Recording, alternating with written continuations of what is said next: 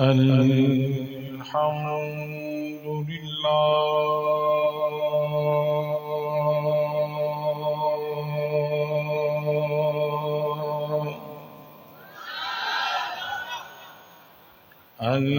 الحمد لله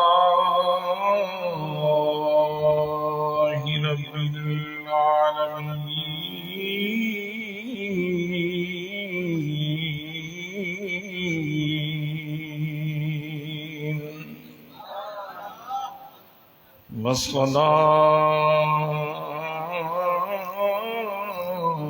والصلاة والسلام على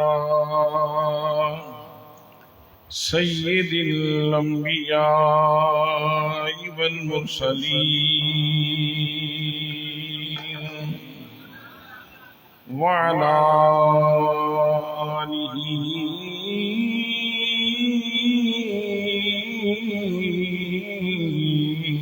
وأصحابه أجمعين. أما بعد فأعوذ بالله من الشيطان الرجيم.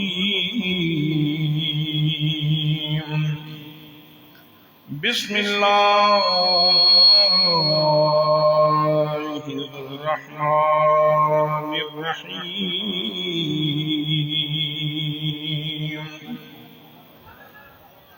والتين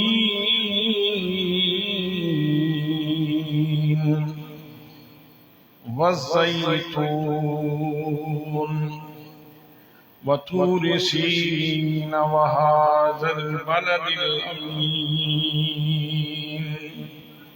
لقد خلقنا الإنسان في أحسن تقويم.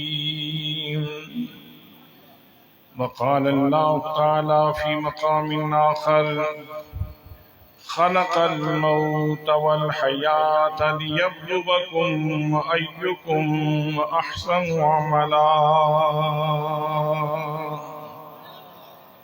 صدق الله مولانا العظيم وصدق رسوله النبي الكريم الأمين الرؤوف الرحيم. الصلاة والسلام عليك يا سيدي يا رسول الله وعلى آلك وأصحابك يا سيدي يا حبيب الله. الحمد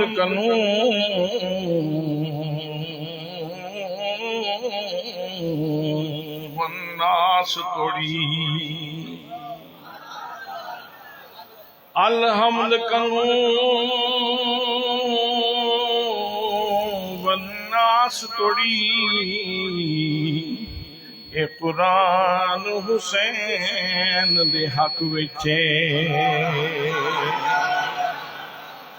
الحمد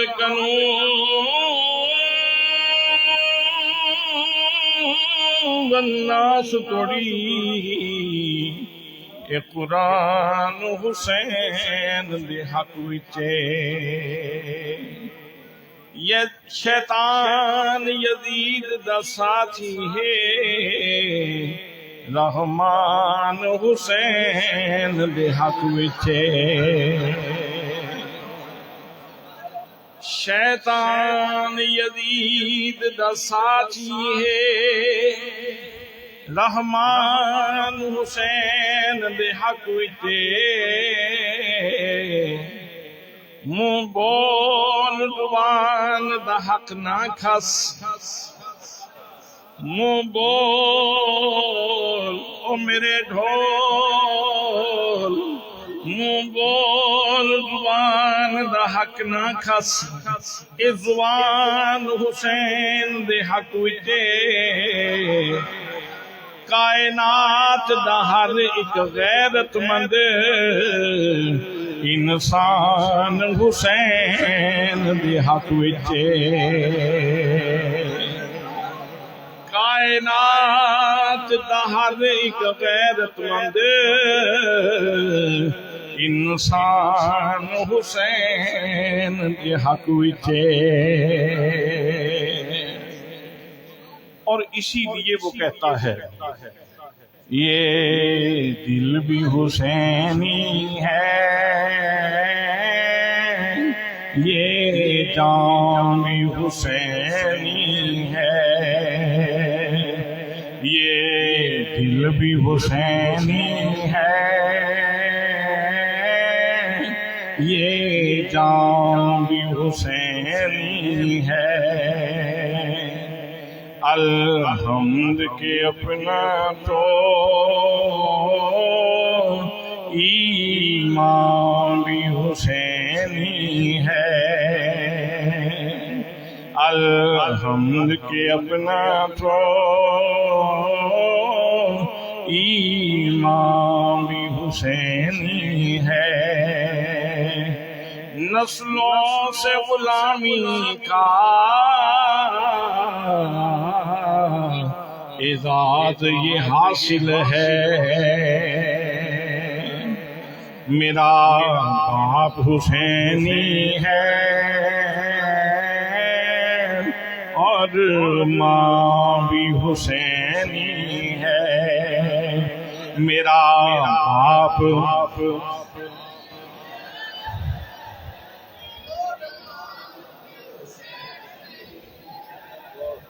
ویسے سچی بات بتائیں یہ کہتے ہوئے لطف آتا ہے کہ نہیں؟ یہ بات کرتے ہوئے لطف کتنا آتا ہے؟ یقیناً آپ نے زندگی میں بہت دفعہ دودھ پیا ہوگا، لیکن دودھ سے زیادہ لطف اس کے اندر ہے۔ یقیناً آپ نے زندگی میں شہد استعمال کیا ہوگا، بڑی اچھی چیز ہے، لیکن آج تو شہد سے زیادہ لذت حسین کے نام کے اندر محسوس ہو رہی ہے۔ نسلوں سے غلامی کا اعزاز یہ حاصل ہے، میرا باپ حسینی ہے اور ماں بھی حسینی ہے، میرا باپ حسینی ہے اور ماں بھی حسینی ہے، یہ دل بھی حسینی ہے، یہ جان بھی حسینی ہے۔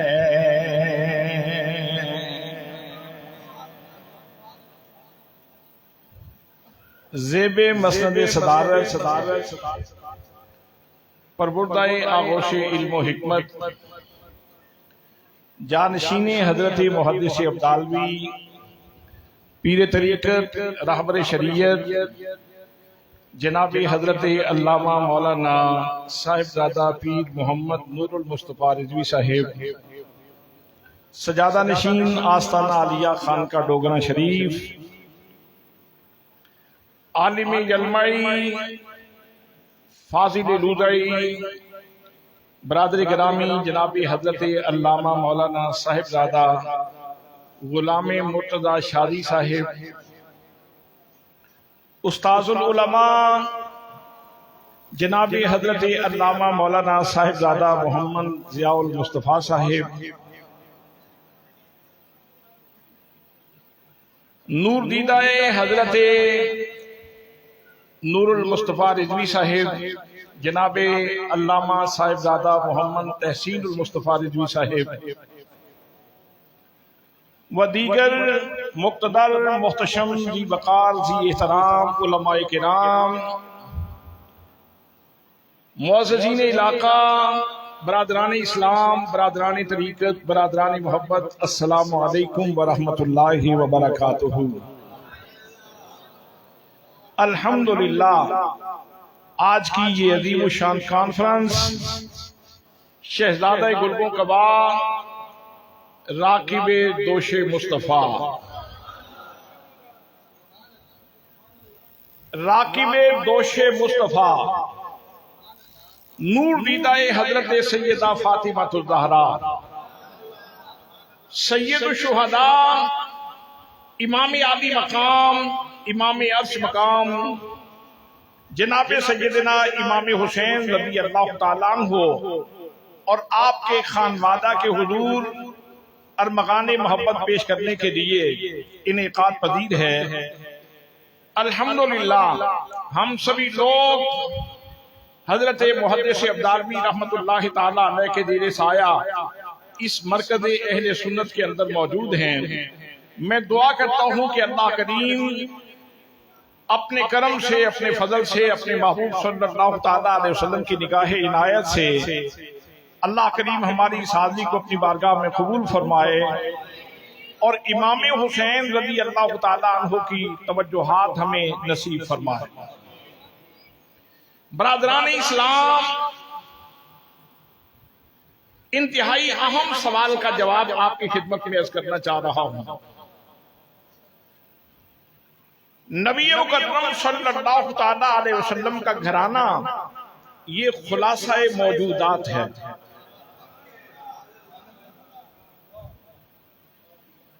نبی کریم صلی اللہ تعالیٰ علیہ وسلم کا گھرانہ یہ خلاصہ موجودات ہے، یہ شجرۃ الکون کی اصل ہے، کائنات کے درخت کی جڑ ہے، یہ مقصود کائنات ہیں۔ سوال یہ پیدا ہوتا ہے جب یہ لوگ اتنے عالی ہیں، جب یہ لوگ اتنے بلند ہیں، جب ان لوگوں کی اتنی اہمیت ہے، جب ان ہستیوں کی اتنی فضیلت ہے، جب ان ہستیوں کو اللہ نے اتنے کرم سے نوازا ہے، اتنی مہربانیوں سے نوازا ہے، یہ خلاصہ موجودات ہیں، تو پھر ان کے اوپر اتنا بڑا امتحان کیوں آیا؟ ان کے اوپر تو آسائشات کے دروازے کھلنے چاہیے تھے، ان کے اوپر تو راحتوں کے جہان کھلنے چاہیے تھے، ان کے اوپر تو گل باری ہونی چاہیے تھی آسمانوں سے، تو ان کے اوپر اتنا بڑا امتحان کیوں آیا؟ حضرات محترم، آئیے قرآن مقدس کی روشنی میں دو چار باتیں آپ کی خدمت میں عرض کرنا چاہ رہا ہوں، اور پھر شب عاشور کے حوالے سے بھی دو تین باتیں آپ کی خدمت میں عرض کرنا چاہوں گا۔ اللہ کریم مجھے حق کہنے کی توفیق مرحمت فرمائے۔ پروردگار عالم نے قرآن مقدس میں انسانیت کے حسن خلق کی بات کرنے سے پہلے چار قسمیں اٹھائیں۔ میرے رب نے ارشاد فرمایا والتین، مجھے قسم ہے انجیر کی، اور انجیر کو بھی یہ قسم کا شرف تبھی نصیب ہوا جب انجیر میرے آقا کریم صلی اللہ تعالیٰ علیہ وسلم کی غذا بن گئی۔ میرے آقا کریم صلی اللہ تعالیٰ علیہ وسلم کے دہنے مبارک تک پہنچی تو انجیر کی قسم اٹھائی گئی، مجھے قسم ہے انجیر کی۔ والزیتون، اور مجھے قسم ہے زیتون کی۔ زیتون بھی جب مصطفیٰ کریم صلی اللہ تعالیٰ علیہ وسلم کی زلفوں میں سج گیا تو اللہ نے زیتون کی قسم اٹھائی، مجھے زیتون کی قسم ہے۔ وطور سینین، اور مجھے قسم ہے طور سینا کی۔ طور سینا اللہ کے جلووں کی اماجگاہ ہے کہ جب حضرت موسیٰ کریم اللہ علیہ السلام وہاں گئے تو صفاتی تجلی ڈالی گئی، اور پھر طور سینا کو یہ شرف بھی نصیب ہے کہ معراج کی رات میرے آقا کریم صلی اللہ تعالیٰ علیہ وسلم بھی وہاں تشریف لے گئے، اور طور سینا نے میرے آقا کریم صلی اللہ تعالیٰ علیہ وسلم کے قدم بھی چومے۔ سو اس لحاظ سے اس لحاظ سے قسم کا شرف عطا کیا گیا۔ وطور سینین، مجھے قسم ہے طور سینا کی۔ وہذا البلد الامین، اور مجھے قسم ہے اس امن والے شہر مکہ المکرمہ کی، محبوب جس شہر نے تیرے قدموں کے بوسے لیے ہیں، جس شہر نے تیرے قدموں کے بوسے لیے ہیں، مجھے اس بلد امین کی قسم ہے۔ چار قسمیں اٹھانے کے بعد پھر اللہ کریم ارشاد فرماتا ہے لَقَدْ خَلَقْنَا الْإِنسَانَ فِي أَحْسَنِ تَقْوِيمٍ، لام تاکید ہے، قد تحقیق کے لیے ہے، تاکید در تاکید ارشاد فرمایا جا رہا ہے یقیناً ہم نے اس انسان کو حسین ترین پیکر میں پیدا کیا ہے۔ ہم نے اس انسان کو حسین ترین پیکر میں پیدا کیا ہے. عمومی طور پر یہ سبھی انسانوں کا شرف ہے اور ہر انسان کو یہ عزت جاتی ہے کہ اللہ نے اس کے شرف کی بات کی ہے. لیکن مجھے بتائیے اس کا فرد کامل کون سی ہستی مراد ہے؟ سب سے اعلیٰ ترین اس کا اطلاق کس ہستی کے اوپر ہوتا ہے؟ اس کا انطباق کس ہستی کے اوپر ہوتا ہے؟ حضرات محترم، جس پیکر کی وجہ سے پوری انسانیت کو شرف نصیب ہے وہ پیکر مصطفیٰ ہے، وہ پیکر مصطفیٰ ہے. تو اس کا سب سے زیادہ اطلاق و انطباق یہ نبی کریم صلی اللہ علیہ وسلم کی ذات گرامی پہ ہوتا ہے کہ اللہ کریم کے پورے کارخانہ قدرت میں جو اس کا حسین ترین شاہکار ہے وہ اس کا محبوب اعظم ہے، وہ اس کا محبوب اعظم ہے. آپ شاید توجہ نہیں فرما رہے. حضرات محترم، اللہ کریم نے جو حسین ترین پیکر پیدا کیا ہے، جس کے اوپر اللہ کریم کی قدرت کی ندرت کاری اپنے جوبن کے اوپر نظر آتی ہے، وہ وجود محمد مصطفیٰ ہے. حضرات محترم، اور پھر اگر وجود مصطفیٰ کو صحابہ کرام تلاش کرتے ہیں تو کہتے ہیں حسنین کریمین، آپ دونوں بھائی اکٹھے کھڑے ہو جائیں تو اس آئینے سے ہمیں وجود مصطفیٰ نظر آتا ہے.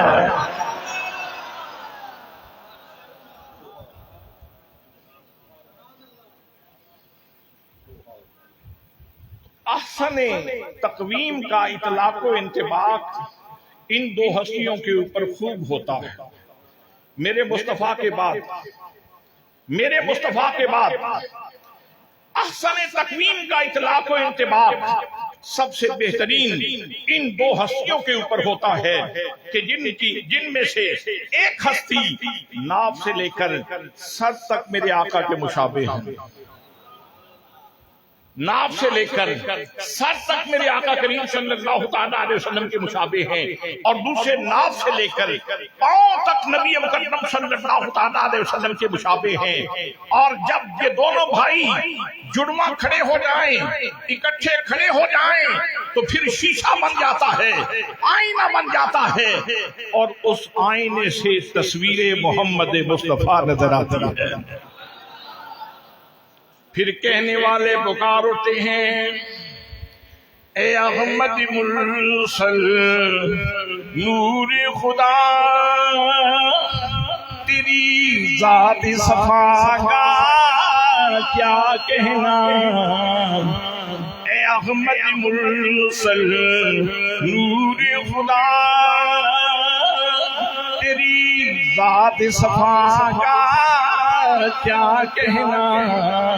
پڑھتے ہیں ملائک صلی اللہ، تیری شان علا کا کیا کہنا. پڑھتے ہیں ملائک.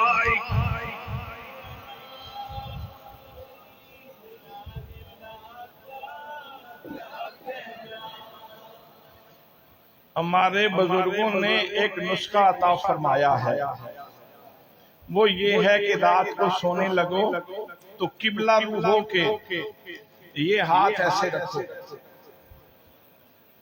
دائیں کروٹ پہ لیٹ جاؤ اور ایسے رکھو کہ یہ جگہ میم بن جائے، یہ جگہ ہا بن جائے، یہ جگہ بھی میم بن جائے، تمہارے پاؤں دال بن جائیں. رات کو سوئے رہو، محمد نام لکھا رہے اور اس کے اوپر اللہ کریم درود بھیجتا رہے. محمد کا نام جہاں لکھا ہو وہاں درود ہوتا ہے. حضرات محترم، تو جہاں محمد مصطفیٰ صلی اللہ علیہ وسلم کا سراپا ہو، سراپا جہاں سے میرے آقا کا سراپا نظر آئے وہاں تو یقیناً اللہ کی طرف سے درود بھی آتا ہے، سلام بھی آتا ہے. تو میرے دوستو، یہ ہستیاں وہ ہیں جو احسن تقویم کا بہترین مصداق ہیں. ظاہر کے اعتبار سے یہ احسن تقویم کا مصداق کامل ہیں. اب میرے دوستو دوسری بات سنیے، اللہ کریم نے جتنے بھی انسان اس جان رنگ و بو میں پیدا کیے تو میرا رب ارشاد فرماتا ہے فرمایا خلق الموت والحیات لیبلوکم ایکم احسن عملا. فرمایا اور زمین کے سینے میں بسنے والوں، اللہ کریم کی توحید کے ماننے والوں، نبی کریم صلی اللہ تعالیٰ علیہ وسلم کی رسالت کا اقرار کرنے والوں، اللہ کریم کا درد اپنے سینے میں بسانے والوں، نبی کریم کے عشق میں تڑپنے والوں، سن لو، اللہ کریم نے موت و حیات کو اس لیے پیدا کیا ہے تاکہ اللہ کریم تمہیں آزمائے، تاکہ اللہ کریم تمہارا امتحان لے. لیبلوکم ایکم احسن عملا، تاکہ اللہ کریم تمہیں آزمائے کہ تم میں سے احسن عمل کے پاس احسن کون ہے، عمل کے پاس حسین زیادہ کون ہے، عمل کے پاس جمیل زیادہ کون ہے. اللہ کریم نے اس لیے موت و حیات کو پیدا کیا ہے. اور میرے دوستو، اس جہان رنگ و بو میں نبی کریم صلی اللہ تعالیٰ علیہ وسلم کے بعد اپنے ظاہری حسن کے اعتبار سے حسنین کریمین سارے لوگوں کے اوپر شرف رکھتے ہیں، مقام رکھتے ہیں، مرتبہ رکھتے ہیں. اپنی ظاہری حسن کی وجہ سے، اپنے جمال کی وجہ سے. اب حسنین کریمین نے بھی یہاں زندگی گزارنی تھی اور یہاں دن گزار کے پھر اپنے رب کے حضور جانا تھا، پھر اپنے رب کے حضور حاضر ہونا تھا. یہ جہان تو فانی ہے، یہ زندگی تو ختم ہونے والی ہے. تو اب اللہ کریم نے فرمایا لیبلوکم ایکم احسن عملا. اللہ کریم امتحان دینا چاہتا ہے کہ تم میں سے ادروئے عمل کے اچھا کون ہے. حضرات محترم، اللہ عمل کو نہیں دیکھتا، اللہ حسن عمل کو دیکھتا ہے. پانی پینا عمل ہے، لیکن لوگوں اگر سنت کے مطابق پی لیا جائے تو حسن عمل بن جاتا ہے. کھانا کھانا عمل ہے، اگر نبی کریم کی سنت میں ڈھل کے کھانا کھا لیا جائے تو حسن عمل بن جاتا ہے. سفر کرنا عمل ہے، لیکن اگر سنت کے مطابق سفر کرو تو حسن عمل بن جائے گا. حضرات محترم، دن بھی گزر جاتا ہے، رات بھی گزر جاتی ہے، لیکن اگر دن ایسے گزر جائے جیسے نبی مکرم صلی اللہ تعالیٰ علیہ وسلم کے معمولات ہیں، اگر رات ایسے گزر جائے جیسے نبی کریم صلی اللہ تعالیٰ علیہ وسلم کے معمولات ہیں، تو پھر دن بھی حسن عمل سے عبادت ہو جائے گا اور رات بھی حسن عمل سے عبادت ہو جائے گی. میرے دوستو، اب عمل کو حسن عمل تک لے جانے کے لیے جو نتیجہ نکل رہا ہے وہ یہ ہے کہ جتنے ہم مرکز حسن کے قریب ہو جائیں گے اتنے حسین زیادہ ہو جائیں گے، اتنے جمیل ہو جائیں گے. اور مرکز حسن ذات کون سی ہے؟ اللہ کریم ارشاد فرماتا ہے، فرمایا لقد كان لكم في رسول الله أسوة حسنة. فرمایا لوگو، میرے رسول صلی اللہ تعالیٰ علیہ وسلم کی زندگی میں تمہارے لیے بہترین نمونہ موجود ہے. گویا نبی کریم کی زندگی مرکز حسن ہے، معدن حسن ہے.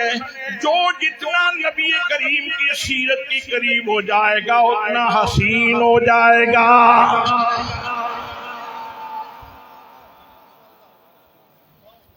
اتنا حسین ہو جائے گا. اور یہ ہستیاں وہ ہیں کہ ظاہری خلق میں، یعنی ظاہری بناوٹ میں، ظاہر جسم میں تو مشابہت لگتی ہی ہیں. کمال یہ ہے کہ ان کو اسمی فیض بھی نصیب ہے اور جسمی فیض بھی نصیب ہے.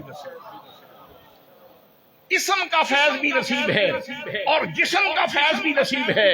یاد رکھنا، میرے آقا کریم صلی اللہ تعالیٰ علیہ وسلم کا اسم مبارک محمد ہے، اور محمد اس ہستی کو کہتے ہیں کل جامع لصفات الخیر، محمد اس ہستی کو کہتے ہیں جس کے اندر جمال ہی جمال موجود ہو، حسن ہی حسن موجود ہو، خوبی ہی خوبی موجود ہو، کمال ہی کمال موجود ہو۔ جس ہستی کے اندر، جس انسان کے اندر خامی ہو، اس کے اوپر محمد کا اطلاق نہیں ہوتا۔ توجہ ہے آپ کی؟ جس بندے کے اندر حسن نہ ہو، خامی ہو، اس کے اندر محمد کا اطلاق نہیں ہوتا، اس کے اوپر محمد کا اطلاق نہیں ہوتا۔ اور شہزادوں کا نام کیا ہے؟ ایک بیٹے کا نام حسن ہے اور دوسرے بیٹے کا نام حسین ہے۔ یاد رکھنا، جس کے اندر قبا ہو اس کے اندر حسن کا اطلاق نہیں ہوتا، اس کے اوپر حسین کا اطلاق بھی نہیں ہوتا۔ جیسے محمد کا خوبیوں اور کمالات کا جامع ہونا ضروری ہے، ایسے ہی حسن و حسین کا خوبیوں اور کمالات کا جامع ہونا ضروری ہے۔ جیسے محمد کا مصفا ہونا ضروری ہے، ایسے ہی حسن کا حسین ہونا ضروری ہے، حسین کا حسین ہونا ضروری ہے۔ تو یہ شہزادے وہ ہیں کہ جن کو نبی کریم صلی اللہ تعالی علیہ وسلم کا اسمی فیض بھی حاصل ہے، جن کو حضور کا جسمی فیض بھی حاصل ہے۔ اسم کا فیض لینے والے، جسم کا فیض لینے والے جب عمل کا فیض لینے لگے تو حضرات محترم ظاہر ہے جتنی کلاس بڑی ہے، جتنی شخصیت بڑی ہے، جتنا مقام بڑا ہے، جتنا مرتبہ زیادہ ہے، اتنا ہی امتحان بھی بڑا ہوگا۔ حضرات محترمہ قرآن مقدس کی تلاوت کرو، اللہ کریم ارشاد فرماتا ہے، فرمایا لا یکلف اللہ نفسا الا وسعها۔ فرمایا او لوگوں سن لو، اللہ کا قانون یہ ہے کہ اللہ کریم کسی بھی بندے کو اتنا مکلف بناتا ہے جتنی اس کے اندر صلاحیت موجود ہو، جتنی اس کے اندر طاقت موجود ہو، جتنی اس کے اندر بساط موجود ہو۔ حضرات محترم جناب سیدنا امام علی مقام رضی اللہ تعالیٰ عنہ کا خانوادہ 7 محرم سے لے کر 10 محرم تک پیاسا ہے۔ حضرات محترم امام حسین سے لے کر شہزادہ علی اصغر تک، سیدہ سکینہ سے لے کر سیدہ زینب تک، کوئی ایک بندہ تو دکھاؤ جس کی زبان پہ حرف شکایت آیا ہو۔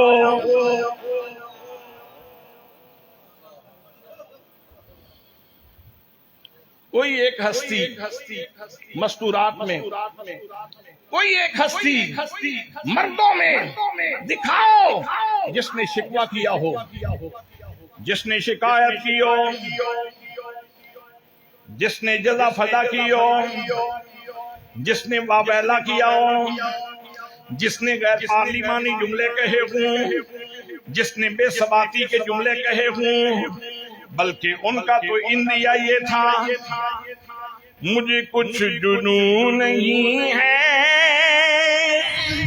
کہ جلاؤں آشیانہ، مجھے کچھ جنون نہیں ہے کہ جلاؤں آشیانہ، تیرا نام لے کے بے شک مجھے لوٹ لے زمانہ، تیرا نام لے کے بے شک مجھے لوٹ لے زمانہ، تیرا نام لے کے بے شک مجھے لوٹ لے زمانہ۔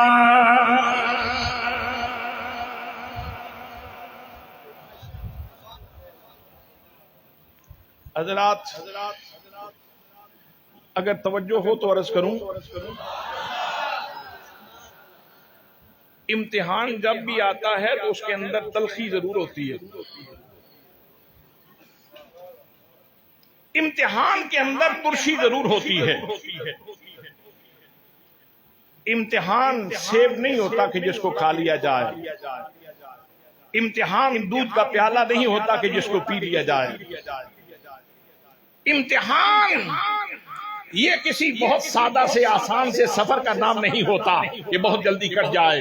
امتحان کے اندر تلخی ہوتی ہے، امتحان کے اندر ابتلا ہوتی ہے، امتحان کے اندر ترشی ہوتی ہے.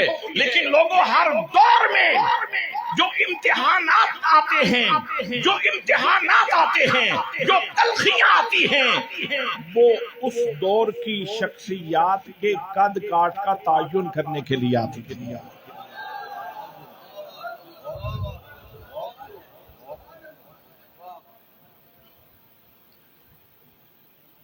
آپ دیکھیں جناب سیدنا حضرت ابراہیم علیہ السلام کے اوپر بہت بڑا امتحان آیا. اللہ نے امتحان لیا. وَإِذِ ابْتَلَىٰ إِبْرَاهِيمَ رَبُّهُ بِكَلِمَاتٍ، اللہ نے جناب ابراہیم علیہ السلام کو آزمایا.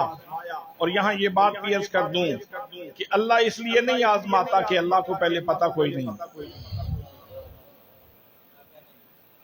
اللہ کا آزمانا اس لیے نہیں ہوتا کہ اللہ کو پہلے پتہ نہیں ہوتا تو آزمائش کے بعد اللہ کریم کی ذات گرامی کے اوپر کوئی نتیجہ عیاں ہوتا ہے، کوئی بات واضح ہوتی ہے، کوئی حقیقت کھلتی ہے، کوئی عقدہ کھلتا ہے. حضرات محترم، اللہ کو پہلے بھی معلوم ہے کہ میرے خلیل کا مقام کیا ہے، میرے خلیل کا مقام کیا ہے. اللہ کریم زمانے کے اوپر خلیل کا مقام واضح کرنا چاہتا ہے. اس لیے یہ 40 مربع میل کے اوپر جو آگ جل رہی ہے اور آگ کے شعلے آسمان سے باتیں کر رہے ہیں، یہ اللہ کو کچھ بتلانے کے لیے نہیں، زمانے کو بتانے کے لیے کہ خلیل کا مرتبہ کیا ہے. آزمائش اس لیے آئی کہ خلیل کا مقام متعین ہو جائے، خلیل کا پتہ چل جائے کہ خلیل کتنے بڑے قد کاٹ کا بندہ ہے. موسیٰ علیہ السلام کے دور میں فرعون ہے، انا ربکم الاعلی کا اعلان کرتا ہے.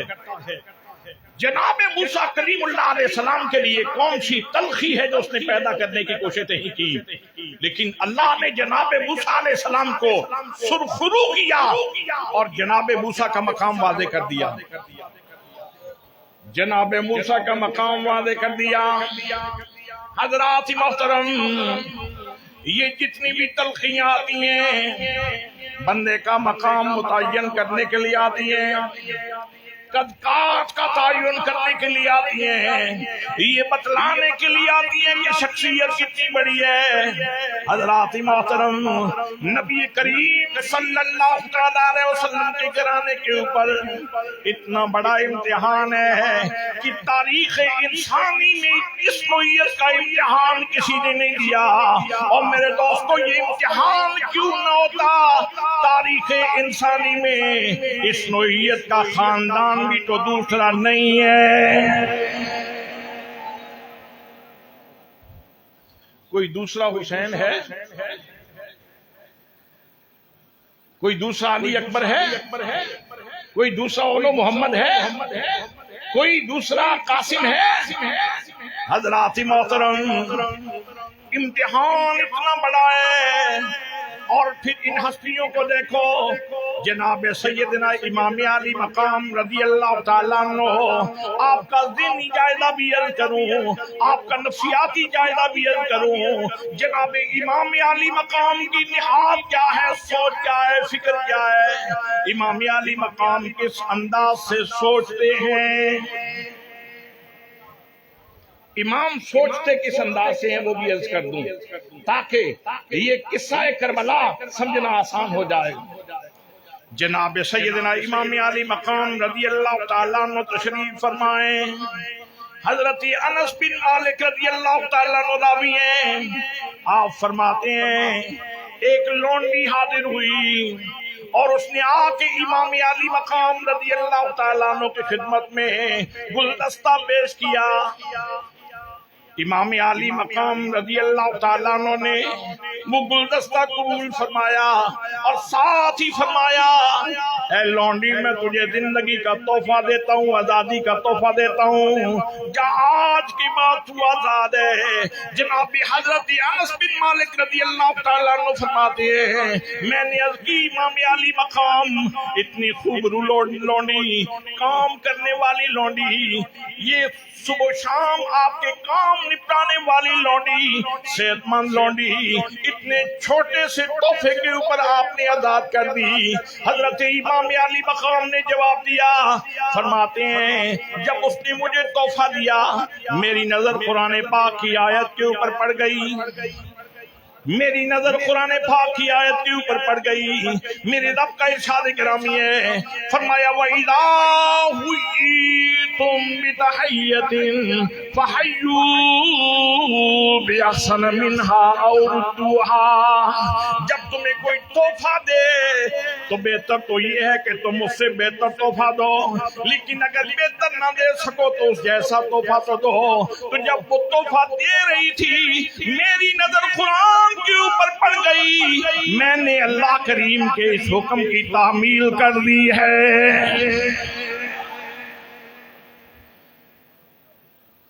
حضرات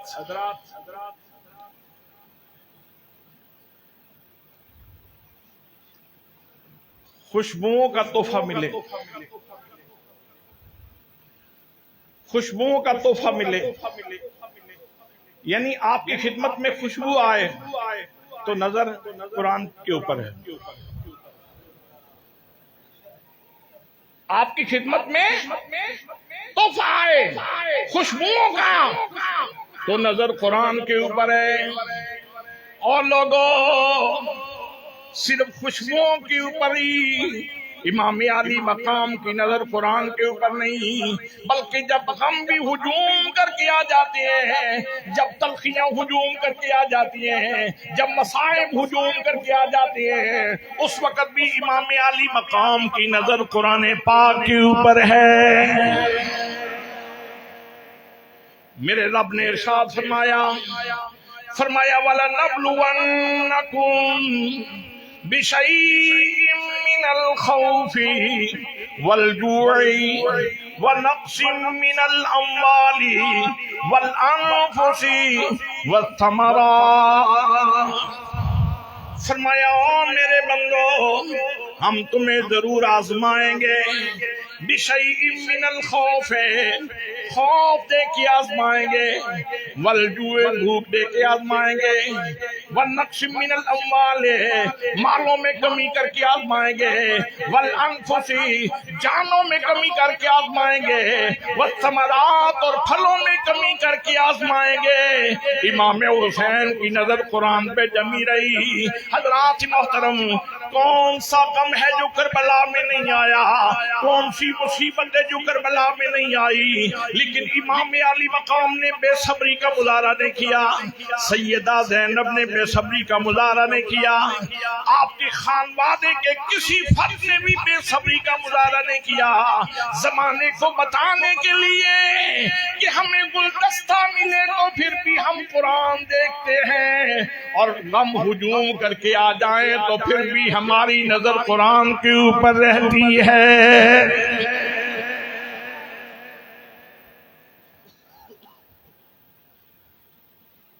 یہ بات تو میں نے عرض کر دی، لیکن اب اس کے بعد مجھے اور آپ کو اپنے گریبان میں جھانکنے کی ضرورت ہے۔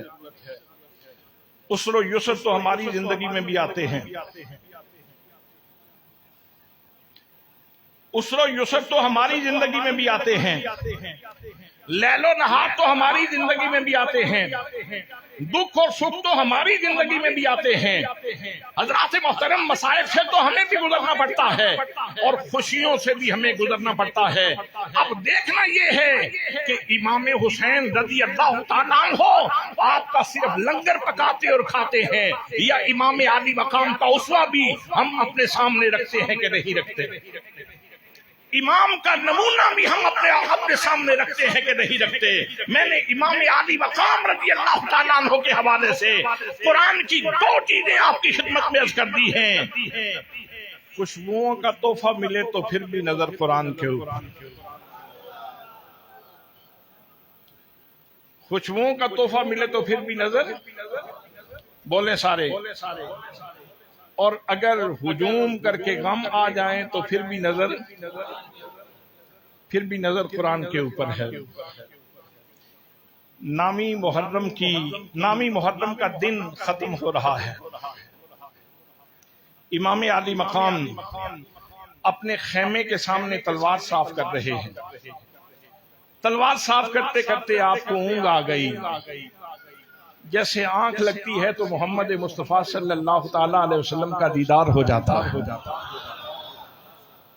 حضرات محترم، اب گھر کی آسودگی میں اگر سرکار کی زیارت ہو تو یہ اس کا اور مزہ ہے، لیکن جہاں ابتلا ہی ابتلا ہو، غم ہی غم ہو، جہاں دکھ ہی دکھ ہو، وہاں اگر نبی مقدم صلی اللہ تعالی علیہ وسلم کی زیارت ہوتی ہے تو اس کا کیف اور اس کا مزہ اور اس کی لذت یہ قلب حسین سے ہی پوچھی جا سکتی ہے۔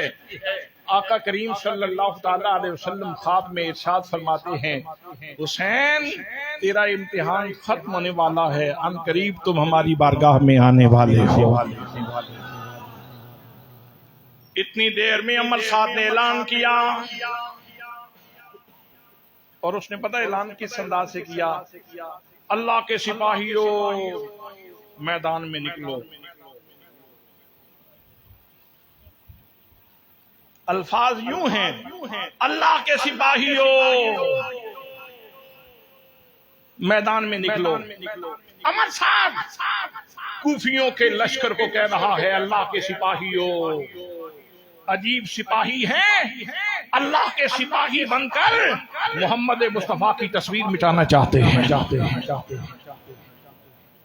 یہ عجیب تصور توحید ہے، یہ اللہ کو ماننے کا عجیب انداز ہے کہ ادھر کہنا کہ اللہ کے سپاہیوں اور ادھر محمد مصطفیٰ کی تصویر کو مٹانے کی کوشش کرنا۔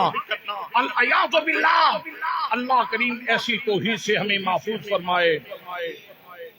عمر صاد اعلان کر رہا ہے، حضرات محترم، جناب سیدہ زینب سلام اللہ علیہا نے جب لشکر آتا ہوا دیکھا، امام حسین رضی اللہ تعالیٰ عنہ کے قریب آئیں، بھائی جان ذرا توجہ فرمائیں، وہ دیکھیں کوفی آ رہے ہیں۔ امام عالی مقام کی آنکھ کھلتی ہے، لیکن چہرے کے اوپر بشاشت موجود ہے، چہرے کے اوپر رونق موجود ہے۔ فرمایا، سیدہ زینب، میں ابھی نبی مقدم صلی اللہ تعالی علیہ وسلم کی خدمت میں تھا، میرے آقا کی ابھی مجھے زیارت ہو رہی تھی، میرے آقا فرما رہے تھے، میرے پیارے حسین ان قریب تم میری بارگاہ میں آنے والے ہو۔ آپ نے جب کوفیوں کے لشکر کو آتے ہوئے دیکھا تو حضرت عباس علمدار سے ارشاد فرمایا کہ جاؤ اور ان سے پوچھو کہ ان کی غرض کیا ہے۔ حضرت عباس علمدار ان کے پاس جاتے ہیں اور ان سے جا کے پوچھا کہ تم کس غرض سے آ رہے ہو؟ انہوں نے کہا، غرض کیا ہے؟ ابن زیاد کے ہاتھ پہ بیعت کرو یا پھر جنگ کے لیے تیار ہو جاؤ۔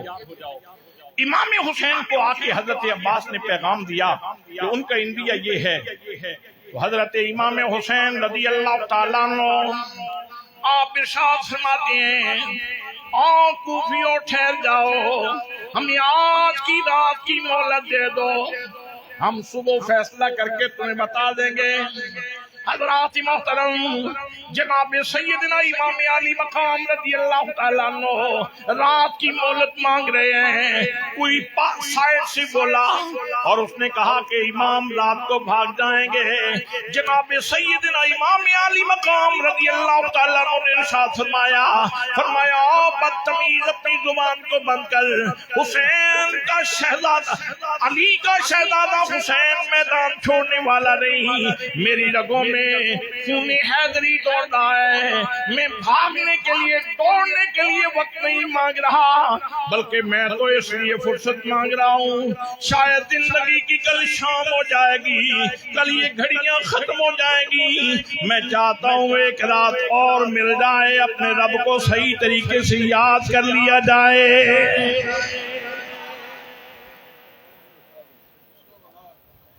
سبحان اللہ، سبحان اللہ، سبحان اللہ۔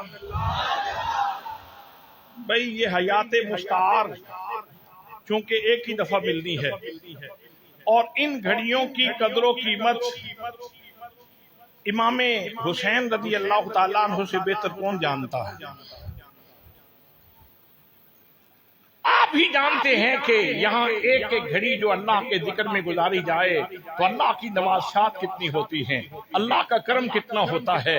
جب بندہ یہاں اللہ کا ذکر کرتا ہے، ذکر کی شمع جلاتا ہے، تو ادھر سے اللہ کریم کی بارگاہ سے یہ پیغام آتا ہے، فَاذْكُرُونِي أَذْكُرْكُمْ، تم میرا ذکر کرو میں تمہارا ذکر کروں گا، تم میرا ذکر کرو۔ اس کی لذت تو سبھی لوگ شاید سمجھتے ہوں گے، لیکن اذکرکم کی لذت وہ حسین ہی زیادہ سمجھ سکتے ہیں کہ اللہ اپنے بندے کا ذکر کرے تو اس کے اندر خوبی کیا ہے، اس کے اندر لذت کیا ہے، اس کے اندر کیف کیا ہے، اس کے اندر لطف کتنا ہے کہ اللہ اپنے بندے کا ذکر کرے۔ تو فرمایا ایک رات ہمیں مہلت دے دو، ہم چاہتے یہ ہیں کہ جی بھر کے اپنے رب کو یاد کر لیں۔ سبحان اللہ، سبحان اللہ، سبحان اللہ۔ میں پوچھنا چاہوں گا شب عاشور کی اس مجلس میں آپ لوگوں سے کہ کیا امام حسین کی اس سے پہلے جو گھڑیاں گزر رہی تھیں کیا غفلت میں تھیں؟ بھئی پہلے بھی جو گھڑیاں ہیں وہ غفلت میں نہیں گزر رہی، وہ بھی اللہ کی یاد میں ہیں، وہ بھی مصطفیٰ کریم صلی اللہ تعالی علیہ وسلم کے دین کا پہرا دیتے ہوئے گزر رہی ہیں۔ لیکن مومن ہمیشہ بہتری کی طرف سفر کرتا ہے، مومن ہمیشہ بہتری کی طرف سفر کرتا ہے۔ تو آپ چاہتے یہ تھے کہ آج خلوت خانے میں بیٹھ کر خاص طور پہ اپنے رب کو یاد کر لیا جائے۔ میرے دوستوں، میرے بھائیوں، جناب سیدنا امام علی مقام رضی اللہ تعالیٰ عنہ جب آپ نے کوفیوں کو یہ ارشاد فرمایا، انہوں نے کہا ٹھیک ہے، وہ اندر سے اندر خوش بھی ہوئے، اندر ہی اندر سے خوش بھی ہو رہے ہیں، حسین کی پیاس مر جائے گی، ان کے لیے لڑنا مشکل ہو جائے گا، چلو ایک رات کی اور مہلت دے دو۔ حضرات محترم اب مہلت مل گئی۔ میرے دوستو، شب عاشور آئی، امام حسین رضی اللہ تعالیٰ عنہ اپنے خیمے میں ہیں، سیدہ زینب اپنے خیمے میں، سیدہ ام لیلہ اپنے خیمے میں، حضرت رباب اپنے خیمے میں، اور دیگر مستورات اپنے اپنے خیموں میں موجود ہیں، شہزادگان بھی اپنے خیموں کے اندر موجود ہیں۔ لیکن آج رات جو کربلا کی تپتی ریت کے اوپر رات تھی، میرے دوستو، ساری رات امام حسین رضی اللہ تعالیٰ عنہ کے خیموں میں یا قرآن پڑھنے کی آواز آتی رہی، یا ذکر کرنے کی آواز آتی رہی، یا نماز ادا کی جاتی رہی۔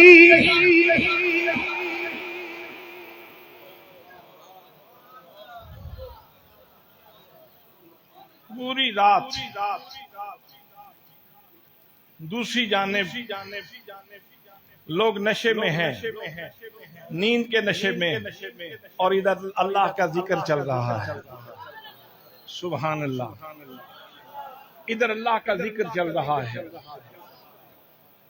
اب ذرا تلخیوں کو بھی دیکھیں، پھر ذکر کا شوق بھی دیکھیں، تلخیوں کو بھی دیکھیں، پھر نماز کا شوق بھی دیکھیں، تلخیوں کو بھی دیکھیں، اور پھر ذکر الہی کی حلاوت کو بھی دیکھیں۔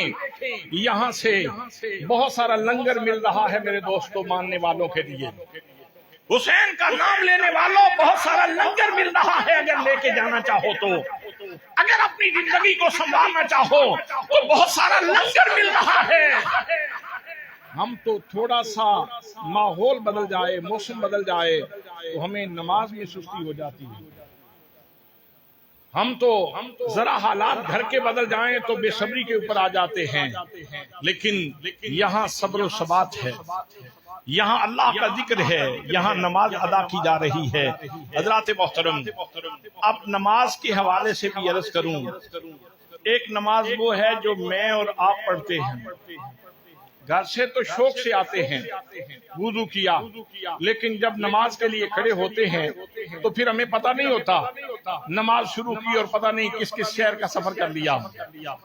لیکن میرے دوستو، یہ میری اور آپ کی نماز نہیں ہے، یہ امام حسین رضی اللہ تعالیٰ عنہ کے گھرانے کی نماز ہے۔ آؤ سنو اس گھرانے کا سبق کیا ہے۔ جناب سیدنا امام حسن مجتبی رضی اللہ تعالیٰ عنہ آپ فرماتے ہیں، اور لوگوں اگر تمہارا جی چاہے کہ اللہ کریم تم سے باتیں کرے تو پھر قرآن مقدس کھول کے بیٹھ جاؤ، اور اگر تمہارا جی چاہے کہ تم اللہ سے باتیں کرو تو پھر نماز پڑھنا شروع کر دو۔ حضرات محترم، جن کی بڑی ہستی کا سبق یہ ہے کہ قرآن پڑھنا ایسی ہے جیسے اللہ کریم تمہارے ساتھ باتیں کر رہا ہے۔ اور میرے دوستو، بے شک آج رات ان کے پاس پانی نہیں تھا، لیکن اگر اسی تشریح کو سامنے رکھا جائے تو پھر مجھے کہنا پڑے گا کہ یہ قرآن پڑھ رہے تھے اور اس نیت سے پڑھ رہے تھے۔ پانی ملتا ہے، پانی نہیں ملتا تو نہ ملے، لیکن رب کی باتیں تو ہو رہی ہیں۔ چلو اپنی سماعتوں کو حاضر کرتے ہیں اور رب کی باتیں سنتے ہیں۔ اور پھر جب بندہ قرآن پاک پڑھتا ہے، بھئی ہم میں سے کتنے لوگ ایسے ہیں جو حجر اسود کو بوسہ دینا پسند کرتے ہیں؟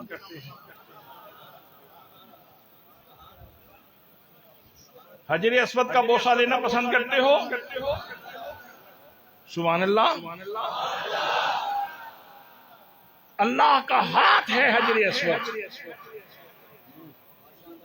کما یلیق، جیسے اس کے شایان شان ہے۔ میرے آقا نے فرمایا حجر اسود یہ اللہ کا دایاں ہاتھ ہے، جس نے حجر اسود کا بوسہ لیا ہوگا قیامت والے دن حجر اسود اس کی شفاعت کرے گا، اور جو بوسہ نہیں دے پایا، دور سے اس نے استلام کر لیا، اس کو بھی حجر اسود پہچانے گا اور اس کی بھی شفاعت کرے گا۔ حضرات، یہ حجر اسود کو یہ شرف حاصل ہے کہ اللہ نے اس کے اندر نفع رکھا ہے، لیکن جناب فاروق اعظم رضی اللہ تعالیٰ عنہ کی بات بھی سنیے۔ آپ ارشاد فرماتے ہیں حجر اسود کو بوسہ دینے لگے، عقیدے کی بڑی نازک بات کہہ دی، عقیدے کی نازک ترین بات کہہ دی آپ نے۔ فرمایا حجر اسود میں جانتا ہوں تو ذاتی طور پر نہ نفع دے سکتا ہے نہ نقصان دے سکتا ہے، تیرے اندر نفع و نقصان کی صلاحیت میرے رب نے رکھی ہے، ذاتی طور پر تو نفع و نقصان نہیں دے سکتا، میں تجھے اس لیے چوم رہا ہوں کہ میرے مصطفیٰ نے تجھے چوما ہے۔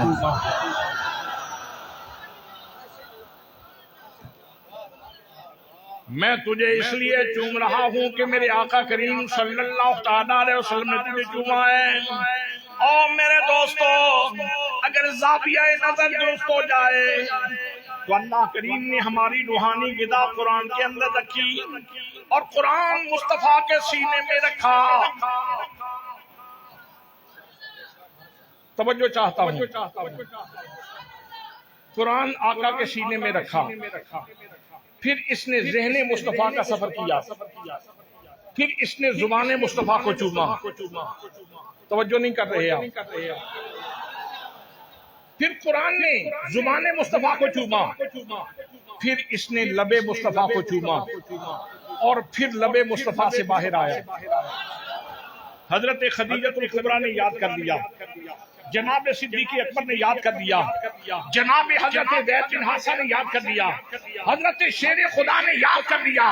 لیکن جو کہنا چاہتا ہوں وہ یہ ہے کہ قرآن مقدس کے جتنے حروف ہیں، چونکہ یہ کلام الہی ہے اور یہ اس کی شان ہے کہ جب مصطفیٰ کریم کے منہ سے نکل رہے ہیں حرف، تو ہر حرف کو میرے نبی کے لبوں نے چوما ہے۔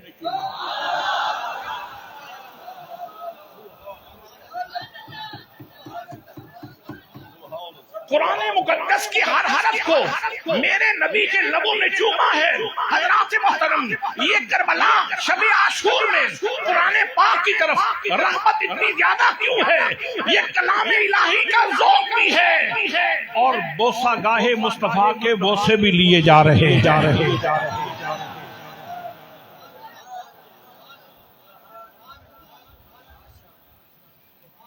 قرآن مقدس کا ہر حرف بوسہ گاہ مصطفیٰ ہے. سبحان اللہ سبحان اللہ. اور یہ میں نے کوئی تیر نہیں مارا کہ میں نے کوئی بہت دور کی کوڑی لائی ہو. مجھ سے کہیں زیادہ اللہ کا عرفان وہ ہستیاں زیادہ رکھتی ہیں. اللہ کی پہچان وہ ہستیاں کہیں زیادہ رکھتی ہیں.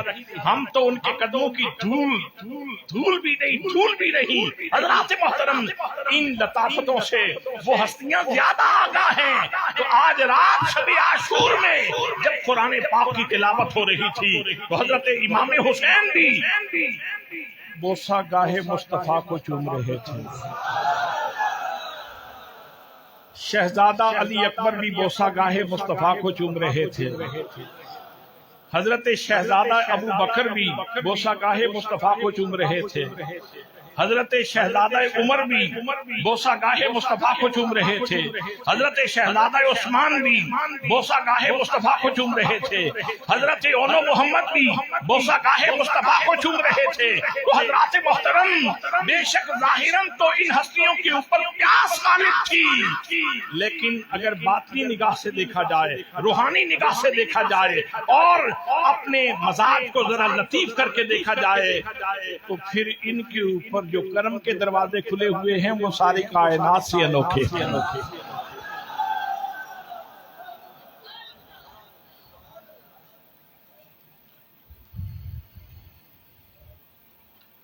میرے آقا کریم صلی اللہ تعالی علیہ وسلم کا فرمان ہے،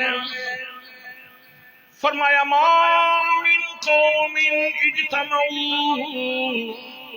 یذکرون اللہ تعالی لا یریدون بذلک الا وجہہ الا ناداهم مناد من السماء قوموا مغفورا لکم قد بدلت لکم سیئاتکم حسنات. بڑی کمال کی حدیث ہے. آپ لوگوں کے آج کی اس محفل کے لیے بھی بڑی موضوع ہے اور وہاں کے لیے تو خیر اس کا لطف اور قسم کا ہے.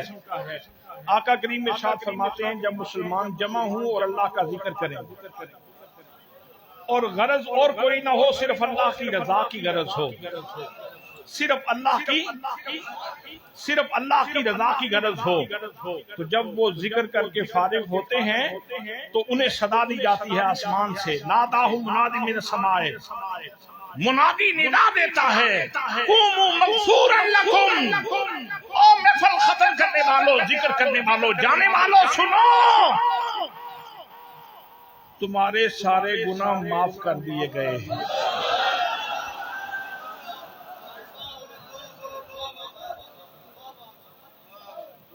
قد بدلت لکم سیئاتکم حسنات، اور صرف گناہ ہی معاف نہیں کیے گئے بلکہ تمہارے جتنے گناہ تھے وہ نیکیوں میں بدل دیے گئے ہیں. بات توجہ سے سننے کی ہے، بات توجہ سے سننے کی ہے. حضرات محترم، میں ہوں، آپ ہیں، ہم محفل ذکر میں آئیں، ہماری نیکیاں، ہمارے گناہ معاف ہوتے ہیں، ہماری نیکیاں ہمارے گناہ نیکیوں میں بدلتے ہیں. یہ میرا اور آپ کا مقام ہے. لیکن جن کے گھرانے کے لیے اللہ یہ فرمائے انما یرید اللہ لیذھب عنکم الرجس اہل البیت ویطہرکم تطہیرا،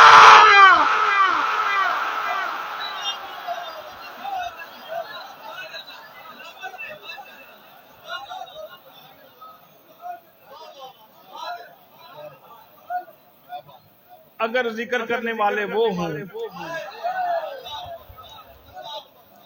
یعنی اس کا مطلب یہ ہے کہ پہلے ہی سونا تھا اور چمکایا.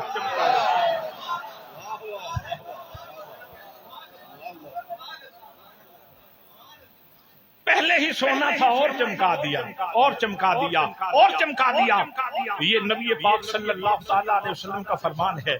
آسمان پھٹ سکتا ہے، زمین گر سکتی ہے، لیکن میرے آقا کا فرمان غلط نہیں ہو سکتا. حضرات محترم، حصہ ہمیں بھی اس حدیث سے ملتا ہے، حصہ آپ کو بھی اس حدیث سے ملتا ہے، اور حصہ خانوادہ اہل بیت کو بھی اس حدیث سے ملا ہے. تو اس کا مطلب یہ ہے کہ جن ہستیوں کے بارے میں اللہ نے طہارت طہارت کا ارادہ فرما رکھا ہے کہ تمہیں اللہ نے ارادہ فرما رکھا ہے کہ ہر قسم کی نجاست سے دور رکھے اور تمہیں ہمیشہ پاکیزگی کے گلستان میں آباد رکھے، تو اس کا مطلب یہ ہے کہ جب خاندان اہل بیت شب عاشور اللہ کا ذکر کر کے فارغ ہوتا ہے تو ان کی چمک ایسی تھی، چمک ایسی تھی، چمک ایسی تھی کہ حوروں کی نگاہیں بھی خیرہ ہو گئی۔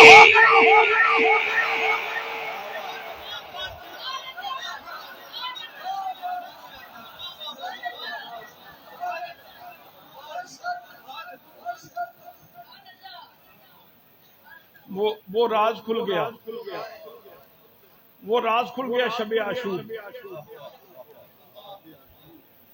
شب عاشور وہ راز کھل گیا جو اللہ نے فرمایا تھی انی جاعل فی الارض خلیفہ، میں خلیفہ بنانا چاہتا ہوں، میں زمین میں اپنا خلیفہ بنانا چاہتا ہوں۔ فرشتوں نے عرض کی اتجعل فیہا من یفسد فیہا ویسفک الدماء ونحن نسبح بحمدک ونقدس لک، تو اس کو کیوں پیدا کرنا چاہتا ہے جو خون ریزی کرے گا، جو فساد کرے گا؟ تیری تسبیح کرنے کے لیے ہم کافی ہیں، تیری تسبیح کرنے کے لیے ہم کافی ہیں، سبحان اللہ کہنے کے لیے ہاں آپ کو کیا ضرورت ہے تکلیف کرنے کی؟ فرشتوں نے کہا تھا تیری تسبیح کرنے کے لیے ہم کافی ہیں، تسبیح بیان کریں گے، تقدیس بیان کریں گے، تیری تنزیل بیان کریں گے، مالک ہم تیری تسبیح کے لیے کافی ہیں۔ تو آگے سے جواب ملا، فرمایا انی اعلم ما لا تعلمون،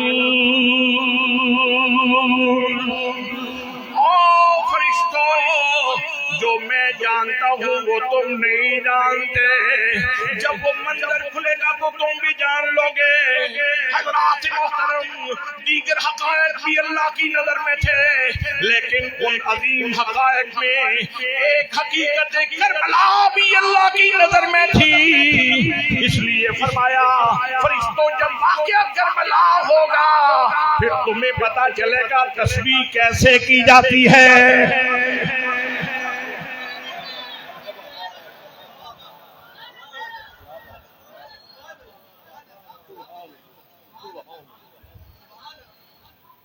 اس کو تھوڑا سا اور لطیف کر لیتے ہیں۔ جامع ترمذی کی حدیث پاک ہے کہ جب کوئی خاتون اپنے خامن سے جھگڑتی ہے، توجہ ہے آپ کی، جب کوئی خاتون اپنے خامن سے جھگڑتی ہے اس زمین کے اوپر، تو وہ حور جو اللہ نے اس مرد کو دینی ہوتی ہے، جو اس کے مقدر میں کر رکھی ہے، اللہ نے اس نیک بندے کے حق میں کی ہوئی ہے، وہ حور وہاں سے دیکھ کے یہ منظر دیکھتی ہے، وہاں سے بیٹھ کے منظر دیکھتی ہے اور ساتھ یہ بولتی ہے ایک کرمالیے انہوں کیوں تنگ کر دی رہنی ہے، تیرے کو چند روزہ مہمان ہے پھر انہیں ساڑھے کو لے آ جانے۔ حضرات محترم، اگر میاں بیوی کی بات ہو تو وہ حور جو اللہ نے اس بندے کو دینی ہے وہ منظر بھی دیکھتی ہے، وہ ساری حقیقت کے اوپر تبصرہ بھی کرتی ہے۔ اور لوگوں، جب سیدہ زہرا کا لال کربلا کی ریت کے اوپر اللہ کا ذکر کر رہا تھا، پیاسے بچے کے ہونٹ پیاسے تھے، علی اصغر اپنے لبوں کے اوپر اپنی زبان رگڑ رہا تھا، اس لیے کہ پیاسا ہے، اور حسین پھر بھی اللہ کا ذکر کر رہا ہے، سیدہ زینب اللہ کا ذکر کر رہی ہیں، حضرت قاسم اللہ کا ذکر کر رہے ہیں، علی اکبر اللہ کا ذکر کر رہے ہیں، اور محمد اللہ کا ذکر کر رہے ہیں، سارا خانوادہ اللہ کا ذکر کر رہا ہے۔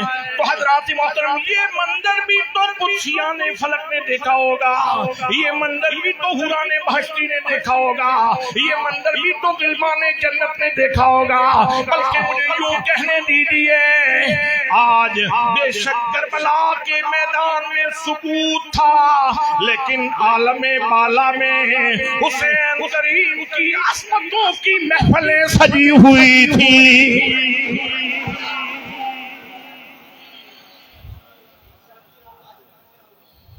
اللہ اکبر، اللہ اکبر، اللہ اکبر، اللہ اکبر، اللہ اکبر، اللہ اکبر۔ ایک جملہ اور سن لے اور میری تقریر کا ختم ہوتا ہے وقت۔ فرمایا فقرؤ ما تیسر من القرآن،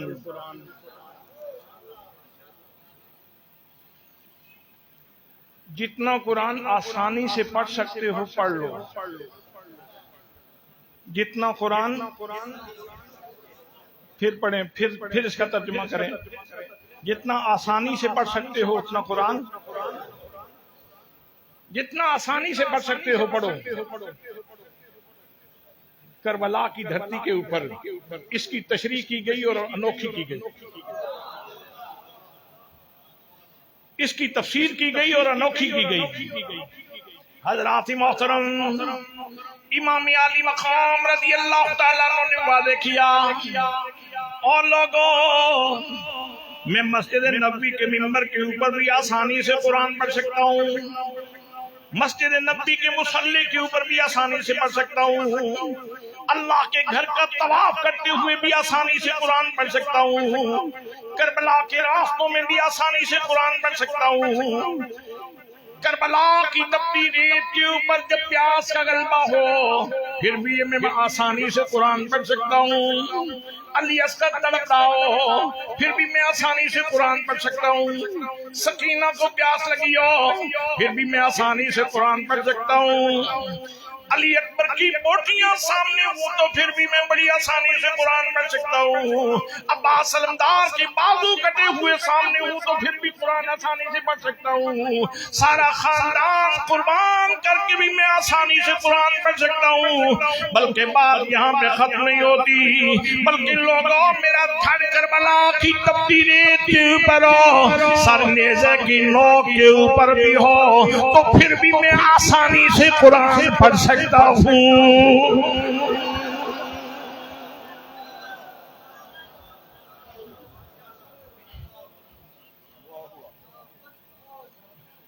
الحمد کنوں والناس توڑی، الحمد کنوں والناس توڑی، اے قرآن حسین بے حق بچے،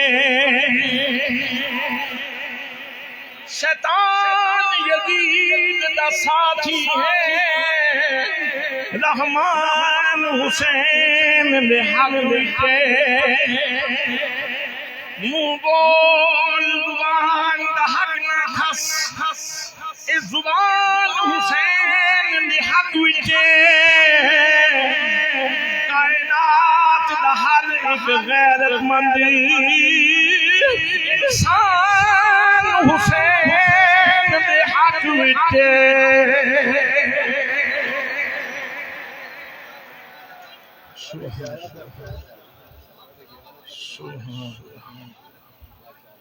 سبحان اللہ، سبحان اللہ،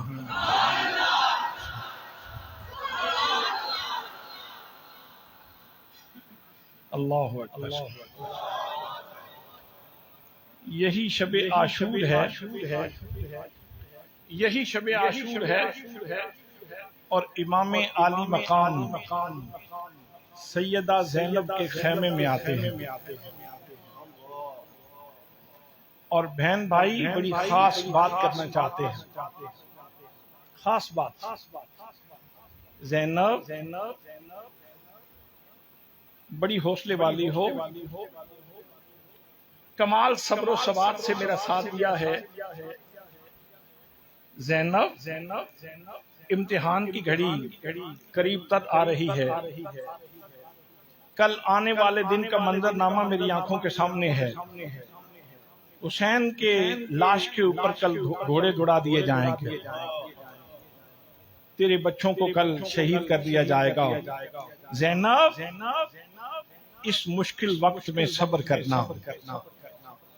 اس مشکل وقت میں صبر کرنا زینب. حضرت سیدہ زینب فرمانے لگی او میرے بھیا حسین سن لو میرے بھائی، اگر تم علی المرتضیٰ کے بیٹے ہو تو میں بھی علی المرتضیٰ کی بیٹی ہوں. اگر تم فاطمہ زہرا کی شہزادی ہو تو میں نے بھی اپنی فاطمہ زہرا کا دودھ پیا ہے. اگر تم نبی کریم صلی اللہ علیہ وسلم کی بارگاہ سے نوازے ہوئے ہو تو میرے اوپر بھی کملی والے کی نگاہ رحمت ہے. میرے بھائی سن لو، اللہ کریم کا حکم ہے جہاں تک تمہاری بساط ہے میرے بھیا تم نبھاتے جاؤ. جہاں زینب کی باری آئے گی زینب بھی ایسے نبھائے گی کہ زمانہ سلام کرتا رہے گا.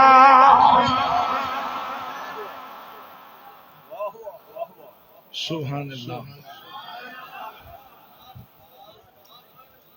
وہاں سے جواب سماعت کیا تو پھر حضرت شہربانوں کے خیمے میں تشریف لائے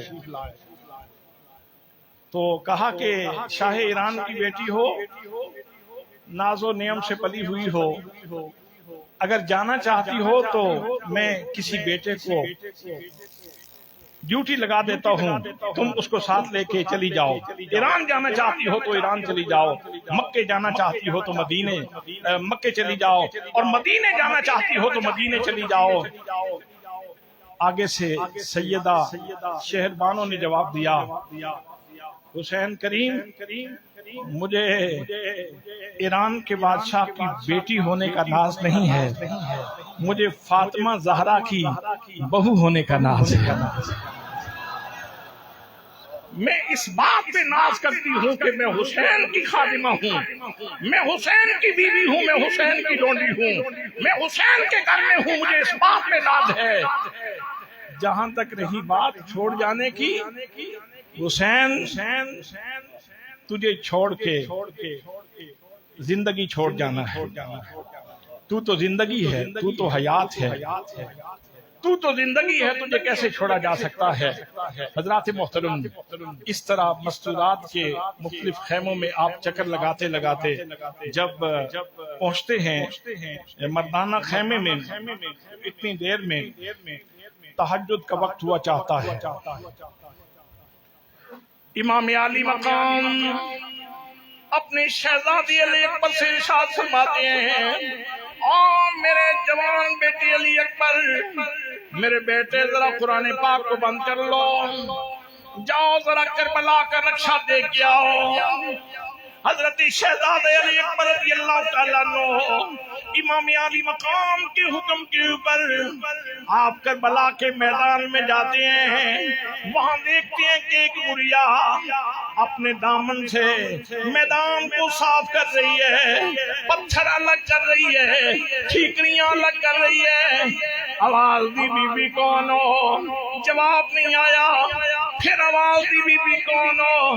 جواب نہیں آیا. پھر آواز دی بی بی کون ہو؟ جواب نہیں آیا. واپس آ گئے، آ کے امام علی مقام کی خدمت میں عرض کرنے لگے ابا جان میں کربلا کا میدان دیکھ آیا ہوں، لیکن وہاں ایک عجیب منظر دیکھا ہے. وہاں ایک بڑھیا خاتون میدان کو صاف کر رہی تھی، کنکر الگ کر رہی تھی، پتھر الگ کر رہی تھی، جگہ کو صاف کر رہی تھی. جب حضرت شہزادے علی اکبر یہ واقعہ بیان کر رہے ہیں، امام حسین کی آنکھوں میں چھم چھم آنسو آ گئے، رونے لگ گئے. حضرت ابا جان آپ رو کیوں رہے ہو؟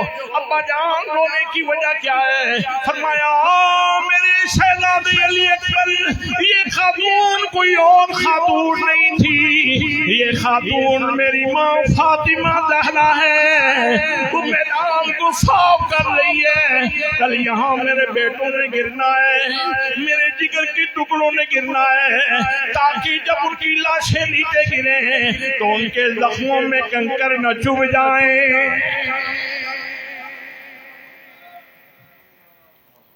اللہ اکبر،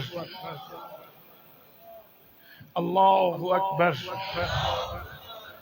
اللہ اکبر، اللہ اکبر۔ میں نے تمہید میں ایک خاص بات کہی تھی، آپ نے پتہ نہیں توجہ فرمائی کہ نہیں فرمائی، میں پھر وہاں واپس لوٹ رہا ہوں، ذرا توجہ فرمائیے،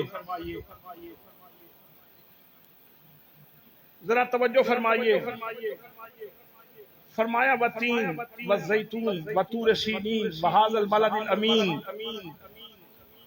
لقد خلقنا الانسان فی احسن تقویم۔ انسان کو حسین ترین پیکر میں بنایا ہے، اور حسین ترین پیکر کا سب سے زیادہ مصداق محمد مصطفیٰ کی ذات گرامی ہے، اور پھر وہ شیشہ مصداق ہے اس کا جس میں سے محمد مصطفیٰ نظر آئے، پھر وہ شیشہ اس کا مصداق ہے جس شیشے میں سے محمد مصطفیٰ نظر آئیں۔ وہ شیشہ کون سا ہے؟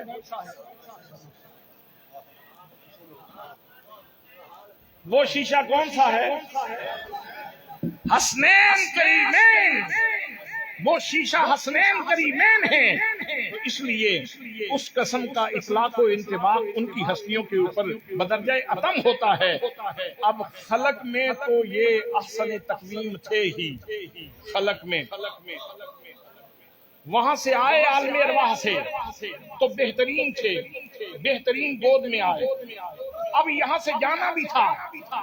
لوگ ہیضے سے بھی چلے جاتے ہیں، لوگ بخار سے بھی چلے جاتے ہیں، لوگ بیماری سے بھی چلے جاتے ہیں، لوگ کینسر سے بھی چلے جاتے ہیں، لوگ شوگر سے بھی چلے جاتے ہیں۔ ان کے لیے میدان کرب و بلا کا انتخاب اس لیے کیا گیا کہ یہ آئے ہیں تو احسن تقویم ہیں، واپس لوٹیں تو خلق الموت والحیات لیبلوکم ایکم احسن عملا کا مصداق بن جائے۔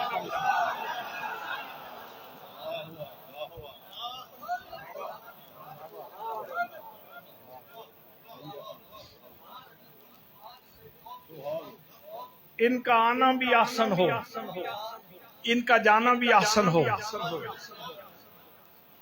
اور دیکھیں پھر انتظام سیدہ زہرا کا میدان صاف کرنا۔ نہیں، آپ نے توجہ نہیں فرمائی، میں نے کس کی بات کر دی؟ میں نے کس ہستی کی بات کر دی؟ محشر میں انبیاء موجود، صدیقین موجود، شہداء موجود، صالحین موجود، 1,24,000 یکم و بیش انبیاء کرام کی امتیں موجود، سب لوگ موجود، جملہ انسانیت موجود، حضرات محترم سبھی سے کہا جا رہا ہے نکسو رؤوسکم یا اہل المحشر، اعلان ہو رہا ہے اللہ کریم کی طرف سے، او معاشر والو، اس میں انبیاء بھی موجود ہیں، صدیق بھی موجود ہیں، شہداء بھی موجود ہیں، صالحین بھی موجود ہیں، تمام انسانیت موجود ہے، کتب موجود ہیں، غوث موجود ہیں، سبھی کے لیے کہا جا رہا ہے اور محشر والو اپنی گردنیں جھکا لو، فاطمہ زہرا کی سواری جنت جا رہی ہے۔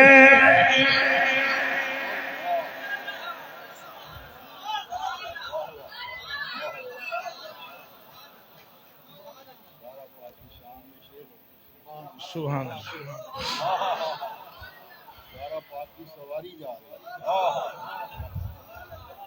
بھائی علماء کا کام ہے استنباط کرنا، استشہاد کرنا، نکتہ آفرینی کرنا، بال کی کھال اتارنا۔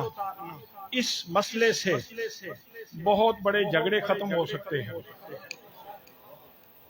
یہ پچھلے دنوں جو گرد اڑتی رہی، جو غبار اڑتا رہا، جو باتیں ہوتی رہیں، جو مناظرے ہوتے رہے، جو مجادلے ہوتے رہے، جو گفتگویں ہوتی رہیں، جو زبانیں بے احتیاطی سے چلتی رہیں، بہت سارے مسائل یہاں پہ حل ہوتے ہیں۔ حضرات محترم، یہ دنیا ہو تو کسی کی نگاہ کے آوارہ ہونے کا خطرہ ہے۔ یہ دنیا ہو، کسی کی میں بات کر رہا ہوں، کسی کی۔ انبیاء تو معصوم ہیں، صدیقین تو محفوظ ہیں، شہداء تو محفوظ ہیں، صالحین کے اوپر تو کرم ہے۔ کسی کی نگاہ اس جہان میں آوارہ ہو سکتی ہے، بھئی محشر میں تو ایسی کوئی صورت ممکن نہیں۔ گناہگار سے گناہگار بندہ بھی، وہاں تو ایسی صورت ممکن نہیں، وہاں تو ایسی صورت ممکن نہیں، وہاں تو پورے جلال و جبروت کے ساتھ اللہ کریم کی ذات گرامی بھی موجود ہے، اور پھر اعلان کیا جا رہا ہے، یہ نہیں کہا جا رہا نگاہیں جھکا لو، نہ گردنیں جھکا لو۔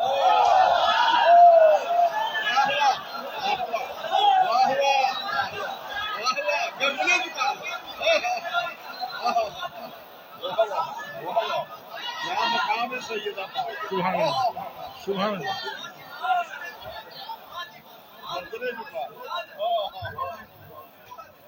لو جی، مجھے لڑنے جھگڑنے کی عادت نہیں ہے، میں کہتا ہوں جھگڑا ختم کرنے کے لیے یہاں بھی بچت کا یہی راستہ ہے، گردنیں جھکائیں۔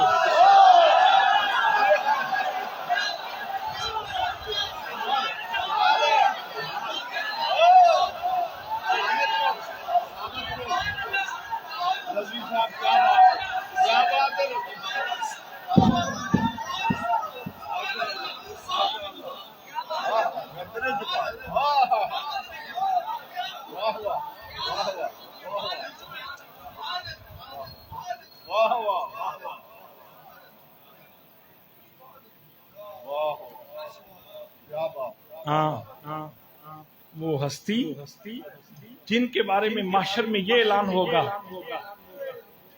کربلا صاف کرنا۔ اس کا اثر مجھے اللہ معاف فرمائے، کہیں میں بے ادبی نہ کر بیٹھوں، میری حیثیت نہیں، اوقات نہیں۔ اس صفائی کو دیکھنے سے پہلے ذرا قلب فاطمہ کے اوپر اس واقعے کا اثر دیکھیں۔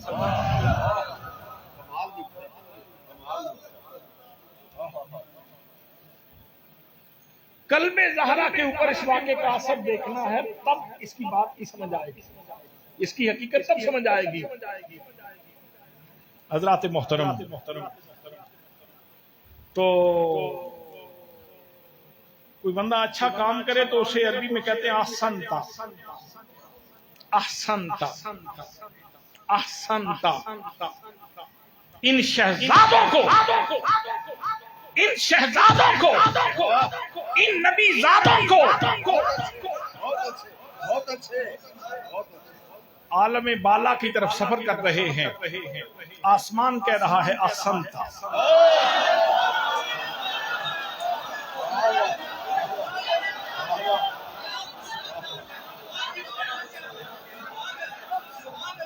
عرش کہہ رہا ہے احسنتا۔ نہیں بھائی، میں جذباتی بات نہیں کر رہا۔ بندہ مومن، اس کے اوپر آسمان اس لیے روتا ہے کہ جن راستوں سے اس کے نیک اعمال گزرتے تھے، وہ کہتا ہے اداس کر دیا تم نے، اداس کر دیا تم نے، اداس کر دیا تم نے۔ اب تم نے تو موت کا جام پی لیا، تو اب تو تمہارے اعمال ان راستوں پہ نہیں اٹھیں گے۔ حسین نے کہا میں جا رہا ہوں لیکن خلوص بانٹ کے جا رہا ہوں، میں جا رہا ہوں، عظیمت بانٹ کے جا رہا ہوں، خلوص بانٹ کے جا رہا ہوں، صبر بانٹ کے جا رہا ہوں، شجاعت بانٹ کے جا رہا ہوں، دین کی قدریں بانٹ کے جا رہا ہوں۔ معین الدین کوئی ہوگا، عبد القادر جیلانی کوئی ہوگا، زین العابدین کوئی ہوگا، محمد باقر کوئی ہوگا، جعفر صادق کوئی ہوگا۔ آسمان تجھے اداس نہیں کریں گے، حسین کا خلوص ہمیشہ زمین سے آسمان کی طرف بلند ہوتا رہے گا.